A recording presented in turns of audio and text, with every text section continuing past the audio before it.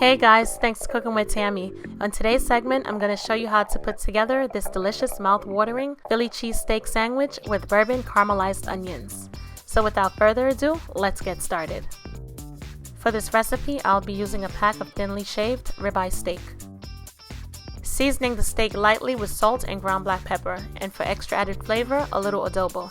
And drizzling it with a little olive oil before combining all of the ingredients. If combining the seasoning with the meat is a little tedious while it's in the bowl, you can always season the meat while it's on the skillet. Now that everything is combined, we're ready to go. After spraying my medium-high flame preheated stovetop skillet with non-stick cooking spray, adding the meat and breaking it apart, and cooking it thoroughly until brown on both sides. If you don't have a stovetop skillet, you can use a regular skillet or frying pan.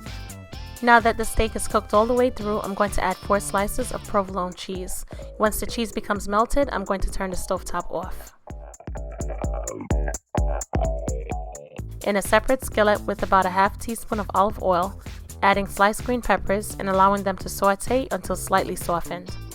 Adding our sliced yellow onions to a separate pan with about a half teaspoon of olive oil, we're going to saute the onions until they become translucent. To kick these onions up a notch, once the caramelization process starts, we're going to add 2 tablespoons of bourbon. After sauteing the onions for an additional 30 seconds, it's now time for us to put this delicious Philly cheesesteak sandwich together. Once the steak is added to the roll, we're going to top it off with our bourbon caramelized onions, green peppers, and melted cheese sauce.